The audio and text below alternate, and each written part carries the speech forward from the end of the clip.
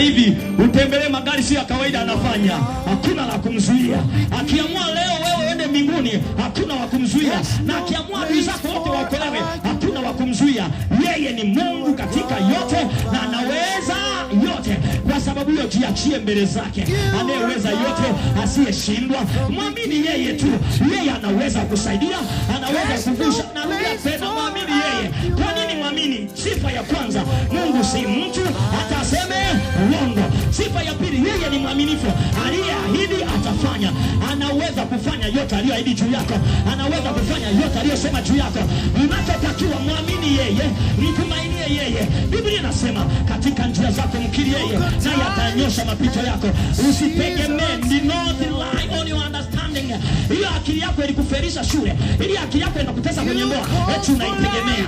Akili haitakusaidia, bali mtumainie yeye. Biblia inasema amebarikiwa mtu yule anayemtumainia Bwana.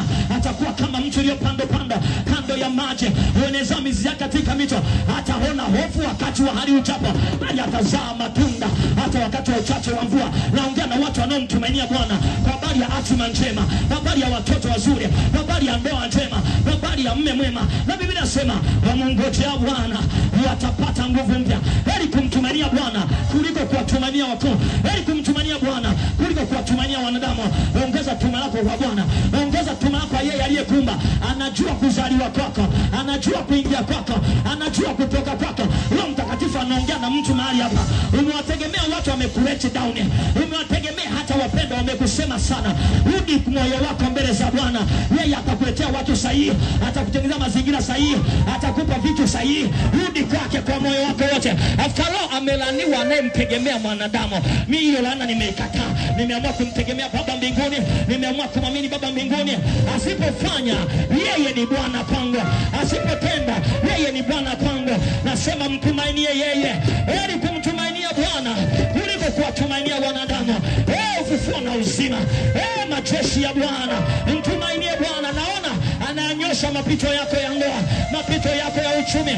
Dakika moja kwake inaweza kukana laundi yote, anaweza kuyageuza yote.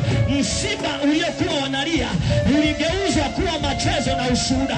Ndani ya masaa anaweza kugeuza kila kitu kwako, ayageuze tena. Ndio maana nimekwambia anaweza, yeye ni mfinyanze. Kila kilichoharibika ana uwezo wa kukifinyanga upya, ana uwezo kukifinyanga upya. Afinyange tena maisha yako, afinyange tena ndoa yako, afinyange tena moyo wako. Huo moyo wenye vidonda, wenye majeraha, tunamuita tabibu. Yeye ni tabibu wa kweli. Afinyange tena, afinyange tena, aponye tena kila moyo ulioumizwa, kila hatima iliyoharibika, aitengeneza tena kwa jina la Yesu. Narudia tena, mtu mmoja mahali hapa, Yesu akawauliza wanafunzi, akamuuliza, wakamwambia ule mtu uliyelaani umenyauka. Alichowaambia, akamwambia mwaminini Mungu. Mwaminini Mungu enyi watu wa Mungu, mtegemee yeye enyi watu wake. Uchumi ni kitu gani mbele zake? Ndoa ni kitu gani mbele zake? Narudia tena, yeye aliyelazimisha